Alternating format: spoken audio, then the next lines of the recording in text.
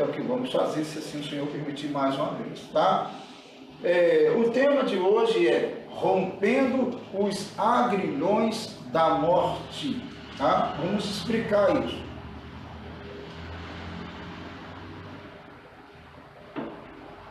Então abra sua Bíblia, por favor, em Atos aí, capítulo 2, começando do 22, certo? Rompendo os agrilhões da morte. Esse é o tema da mensagem hoje. Bom, começando então com o verso 22.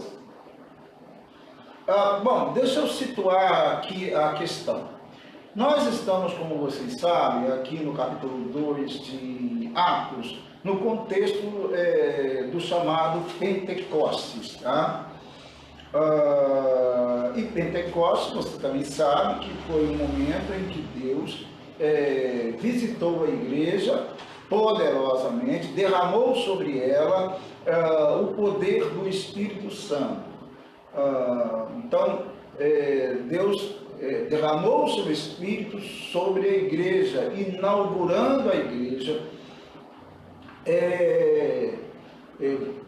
para alcançar todo mundo. A ideia é essa daí. Deus inaugura a igreja, Deus funda a igreja, no sentido histórico, claro, com a intenção de alcançar todo mundo. Todo mundo, então, era o objetivo e é o objetivo da igreja. Então, começaria em Jerusalém, alcançaria a Judéia, alcançaria Samaria, alcançaria os gentios, até os confins da terra, certo? Essa é a ideia. Lógico, desse momento aí extraordinário, glorioso, da inauguração da igreja. Muito bem. Aconteceu isso então, e tinha ali uma multidão ouvindo os discípulos. Eram 120 discípulos reunidos num salão em Jerusalém. E então Deus começou a atuar poderosamente, de forma sobrenatural, e coisas extraordinárias foram acontecendo. Inclusive falavam em novas línguas, profetizavam, né? Ou em outras línguas, né? Não é língua estranha, porque eles falavam línguas que o pessoal entendia. Por exemplo, alguém de Jerusalém, um galileu, por exemplo, usado por Deus, falava lá a língua de um egípcio, por exemplo. Então ele falava nitidamente, então claramente, o egípcio que estava em Jerusalém para a festa de Pentecostes ouvia, né, claramente, nitidamente, em seu idioma. Tá? Então eram línguas bem faladas, bem claras, e todo mundo entendia, tá? A linguagem ali. E diz a palavra de Deus, e aí é o contexto do Pentecostes, porque Pentecostes era uma das festas importantes dos judeus. Então a cena é essa, né? Então são milhares de pessoas em Jerusalém, uma multidão, né, para a festa. E naquele momento ali, então, o Espírito Santo desce e toma aqueles irmãos, aqueles discípulos, que não eram homens doutos, não eram homens letrados, e esses homens letrados começam a falar em outras línguas, conforme o Espírito Santo, como diz o texto, né, lhe concediam que falasse, né? E eles falavam, e as pessoas e tantas nações que estavam ali, tinham mais ou menos 15 a 16 nações ali representadas, tá? Então, esse milagre, esse poder, né, de Deus, né, tomou as pessoas ali. E Pedro, então, ele começa um sermão. Ele começa um sermão no verso 14. E ele, então, está no seu sermão ali, falando, desenvolvendo o seu sermão, sua pregação. E aí a gente entra nessa pregação no verso 22, tá? Na altura do verso 22, a gente entra nessa pregação aí, nesse discurso de Pedro, tá bom? Nesse sermão de Pedro, tá? Então é isso, esse é o contexto. O contexto é esse. Então ele está no sermão dele, o pessoal a multidão está atônita, está pasma, não está entendendo nada, porque aqueles irmãos, aqueles discípulos ali falavam em outras línguas e eram tomados pelo poder do Espírito Santo de Deus e tal. Então o pessoal, a multidão estava meio assim, atônita e não estava entendendo as coisas. Então Pedro vai tentar explicar direitinho o que estava acontecendo. E para explicar, ele começa no caso, no seu sermão, a contar toda a história de Israel, tá bom? Ele vai contando a história, vai explicando, e ele vai explicar, com uma lógica de Pedro ali no sermão, explicar sobre Jesus Cristo, o Filho de Deus. Afinal de contas, quem era Jesus? E o que ele veio fazer? Né? E o que aconteceu com Jesus Cristo? Porque todo mundo sabe que o Pentecostes aconteceu 50 dias depois da morte de Jesus, da Páscoa, né? Então, da morte de Jesus. E então, o pessoal queria saber, queria entender o que estava acontecendo, e Pedro, então, iria explicar isso ao povo. Então, o sermão tem um objetivo muito claro de explicar ao povo o que estava acontecendo ali em Pentecostes, aquele poder sobrenatural, explicar o que acontecera com Cristo Jesus, falar sobre a ressurreição de Cristo Jesus. Então, essa era a ideia do sermão de Pedro. Tá? Bom, eu acho que deu para situarmos consideravelmente aí no texto e contexto. Bom, vamos lá. E ele, no seu discurso, ele está no sermão dele, né? Então ele diz, ele está em algum tipo de local estratégico, falando, né? Possivelmente alto, né? Num bom som, né? Homens israelitas, escutai estas palavras. A Jesus Nazareno, homem aprovado por Deus, entre vós com maravilhas, prodígios e sinais, que Deus por ele fez no meio de vós, como vós mesmo bem sabeis. Bom, eu já penso aqui, já dá para entender, né, que ele está, como eu disse, explicando aqui sobre Jesus Cristo, né? Jesus Nazareno, de Nazaré, né? Nazareno, homem aprovado por Deus, homem que foi, digamos, né? Aprovado pelo Senhor, né? Homem preparado, aprovado, treinado, habilitado, capacitado, né? Autorizado, legitimado pelo Senhor Deus, pelo Pai, né? Entre vós com maravilhas, ou seja, Jesus atuou entre eles, entre os judeus, em Jerusalém e na região, com muitas maravilhas, com muitos sinais, com milagres, né? Prodígios e sinais, aqui diz o texto, que Deus por ele fez por meio, né, no meio de vós. Vocês viram isso, vocês sabem disso, o que aconteceu, porque era inegável o poder de Cristo Jesus, né, a maneira poderosa com a qual ele falava e transmitia a palavra do Pai e também fazia os sinais e maravilhas, né? E aí o verso 23 diz, a esse, ele está discursando, ele está no sermão, a esse que vós foi entregue pelo determinado conselho e presciência de Deus, prendesses, crucificasses e matasses pelas mãos de injustos. Quer dizer, a esse quem? A esse o Cristo, né? O Nazareno, Jesus o Nazareno, foi entregue pelo determinado conselho e presciência de Deus, ou seja, Deus, ele na presciência dele, considerando que presciência é uma presciência das coisas, é saber o futuro, é saber tudo o que vai acontecer. Então Deus, na presciência dele, sabendo tudo o que ia acontecer, Deus projetara, fazia parte do plano de Deus, exatamente o que aconteceu. Ou seja, tudo o que aconteceu: prenderam Jesus Cristo, Filho de Deus, crucificaram Jesus Cristo, Filho de Deus, e vocês mataram Jesus Cristo, Filho de Deus, pelas mãos de gente injustas, pelas mãos dos ímpios, né?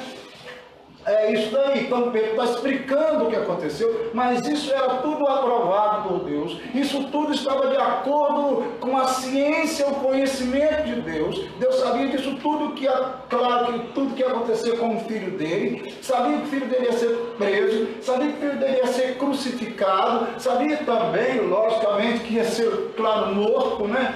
E pelas mãos de injustos, como ele foi, certo? Então Pedro está no discurso dele, ele está explicando, ele está desenvolvendo o sermão dele.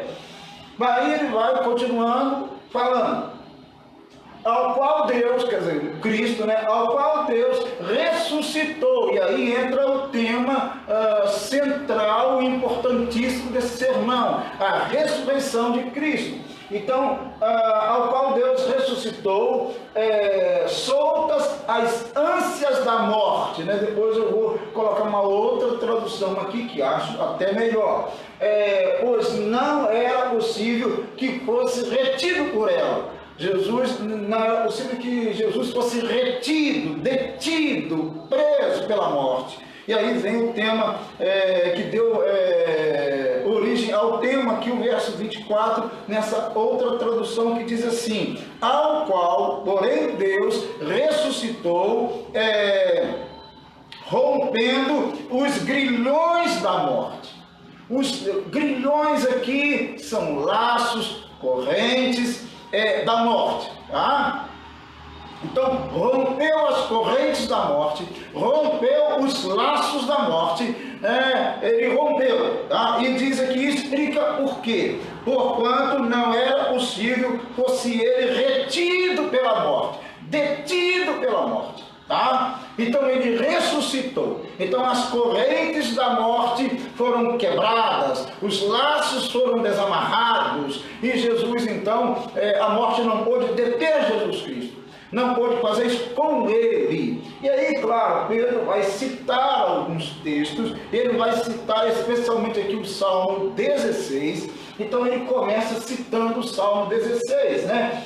Porque dele disse Davi que vivera no ano 1010 a.C., já profetizara em seus salmos, em seus cânticos, sobre o Messias, o Filho de Deus, o ungido de Deus, o Ramachias, né? O ungido, né? O Messias, tá? E diz aqui então, porque dele disse Davi, o que falou Davi dele, ou seja, de Cristo?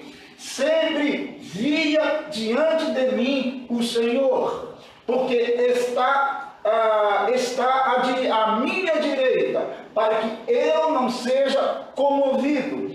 O verso 26, por isso se alegrou o meu coração, quer dizer, Davi está falando isso, e a minha língua exaltou, e ainda a minha carne há de repousar em esperança. Davi está falando. Eu vou ler aqui na minha outra tradução que diz assim: porque a respeito dele, diz Davi, diante de mim via sempre o Senhor, por estar à minha direita, para que eu não seja abalado. Por isso se alegrou o meu coração e a minha língua exultou. Além disso, também a minha própria carne repousará em esperança. Ele falava de Jesus Cristo, ele apontava para Jesus Cristo. Ele continua, o Salmo continua, verso 27. Porque não deixarás a minha alma na morte. Olha bem, aí é que Pedro queria chegar, né? Pois não deixará a minha alma na morte. É como se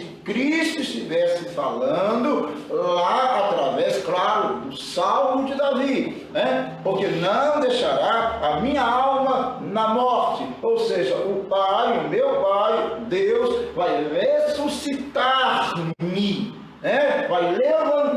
amarrar-me e não vai deixar com que a morte me amarre, me acorrente, porque ela não é capaz de fazer isso, ela não tem poder para fazer isso, certo? Não haverá condição de fazer. Nem permitirás que o meu santo veja a corrupção. Olha bem, nem permitirás que o teu santo veja a corrupção. Ou seja, essa corrupção aqui é a decomposição. E o que Deus então iria fazer? Ele não ia permitir essa expressão dessa tradução.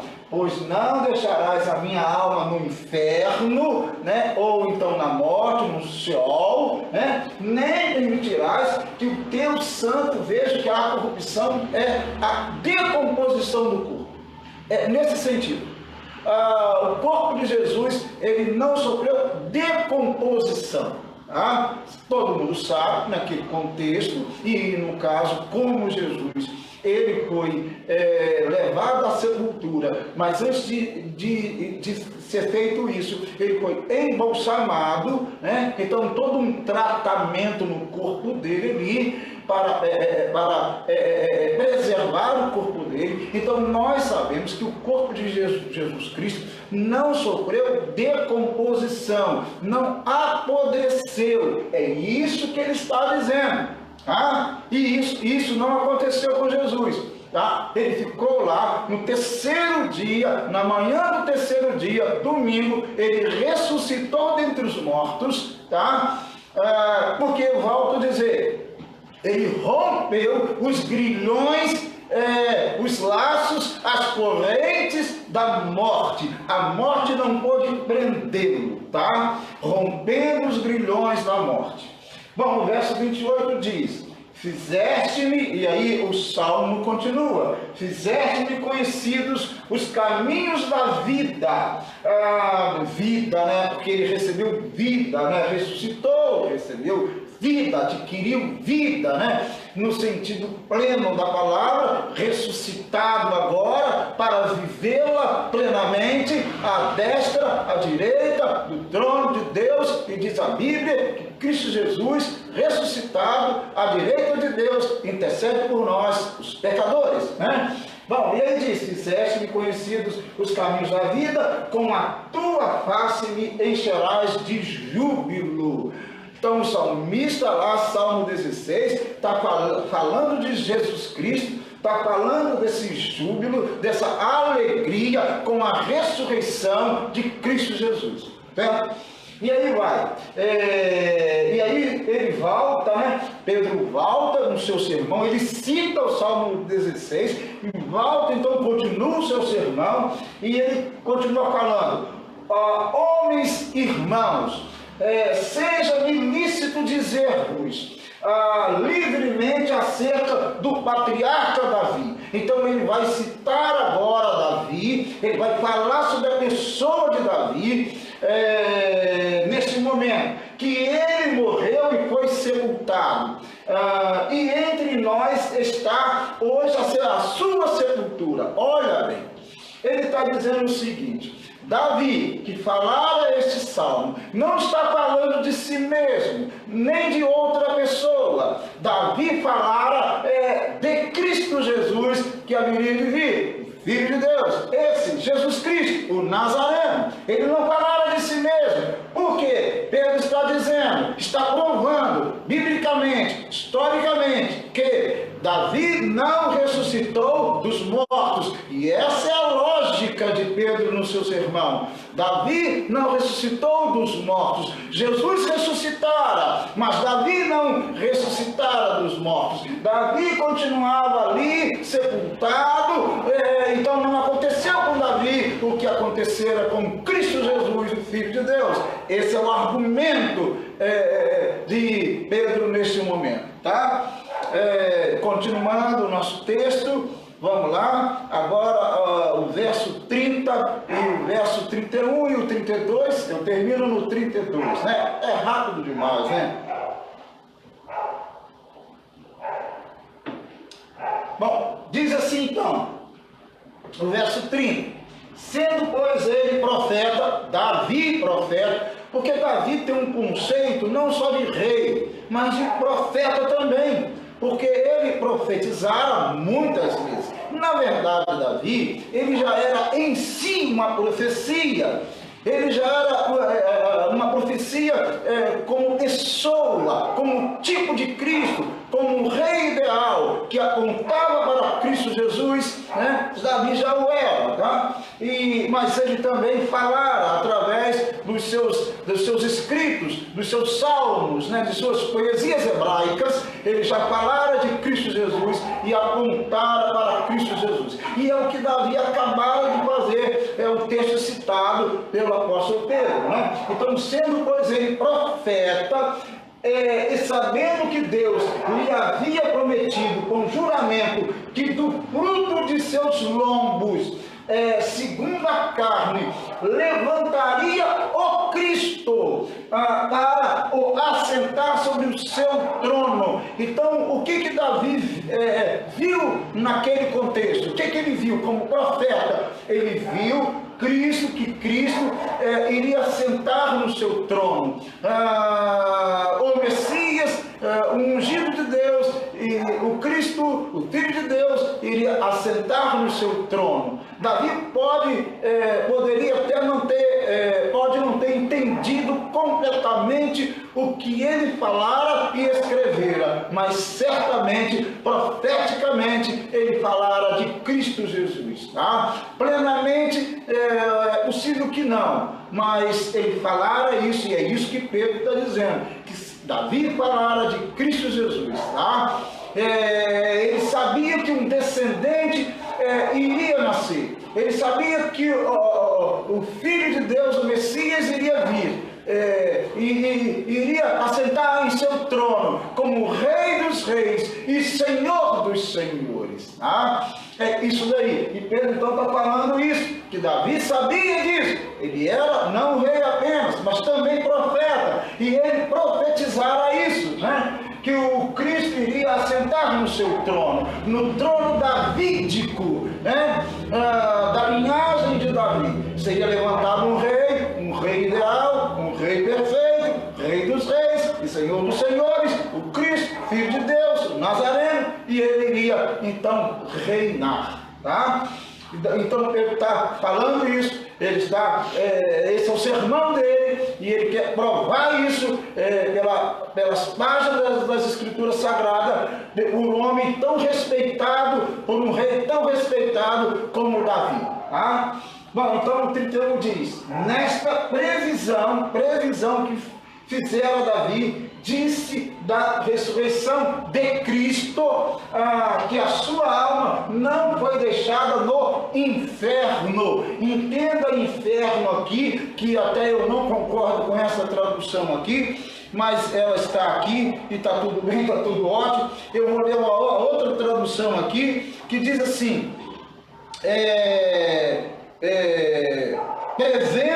prevendo a ressurreição, tá? Ressurreição de Cristo. Prevendo isso, referiu-se à ressurreição de Cristo, que nem foi deixado na morte. Essa é uma tradução melhor, tá? Na morte, não foi deixado na morte. Nem o seu corpo experimentou o quê? A decomposição ou corrupção, nesse sentido. Então o corpo de Jesus não ficou apodrecido, não apodreceu. Mais uma vez ele explica o que Davi falara, o rei e o profeta Davi falaram, tá? E aí o 32, e eu termino com o 32, que diz assim, Deus ressuscitou a este Jesus, do que todos nós somos testemunhas. Então, Pedro continua o seu sermão, o sermão não termina aqui, ele continua, mas o que nós queremos colocar está suficientemente aqui. Então, Deus ressuscitou a este Jesus, do que todos nós somos testemunhas. Eles eram testemunhas, porque os apóstolos eram testemunhas, e mais ou menos centenas de pessoas também foram testemunhas, acompanharam o ministério de Jesus, acompanharam a vida de Jesus, viram Jesus ir para o Calvário, viram Jesus morrer, né? E depois tiveram contato com ele ressuscitado dentre os mortos, tá? Bom, rompendo os grilhões da morte. A morte, as correntes da morte, e eu não dá para imaginar o que seria as correntes da morte, os laços da morte. Você pode imaginar, né? Algo muito horrível, né? Umas correntes horríveis, né? E assim, um tipo de um ser, né? Uma coisa meio, uma sombra meio estranha, né? E aí uns laços, umas correntes, e amarrando, querendo amarrar Jesus Cristo, Filho de Deus, mas ele rompeu, né? Ele rompeu os grilhões da morte. Ele venceu a morte e recebeu a vida, tá? Ele venceu a morte. A morte não pôde detê-lo, a morte não pôde segurá-lo, a morte não pôde aprisioná-lo, não tinha como fazer isso, ela não tinha poder para isso, ela não tinha autoridade para isso. Por quê? Quem a libertou? Quem a libertou? Quem libertou Cristo Jesus? Aliás, quem o libertou? Quem libertou Cristo Jesus? O Pai, a autoridade suprema, a autoridade maior, né? A autoridade infinitamente superior, a autoridade de Deus. Então, Deus levantou o seu Filho, ressuscitou o seu Filho, e ele venceu a morte. E ele vencendo a morte, nós também vencemos a morte. De certa forma, todos nós passamos pela morte física, passaremos pela morte física, todos nós. É verdade, é verdade. Mas a Bíblia nos garante, com essa ressurreição de Cristo, a Bíblia nos garante que nós não permaneceremos mortos na sepultura. Diz a palavra de Deus que nós vamos ressuscitar dentre os mortos. Então significa que nós também vamos romper os agrilhões, as correntes em Cristo Jesus da morte. Os laços da morte, nós vamos romper, ainda que morramos fisicamente, espiritualmente, nós estamos vivos em Cristo Jesus. E naquele dia glorioso, quando Cristo voltar para buscar a sua igreja, então os mortos em Cristo vão ressuscitar dentre os mortos, né? Vão ressuscitar, vão sair de suas sepulturas e vão encontrar com o Senhor, Rei dos Reis, Cristo Jesus, nos ares, e ficará com Cristo e reinará com Cristo, como diz a palavra de Deus, para todo sempre. Para todo sempre. Então, rompendo os grilhões da morte. E alguém pode perguntar: mas pastor, e aquele que não crê em Cristo? Como ficará aqueles que não creem em Cristo?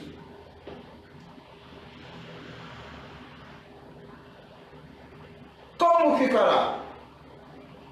Os que não creem em Cristo não tem vida. Só tem vida quem crê em Cristo.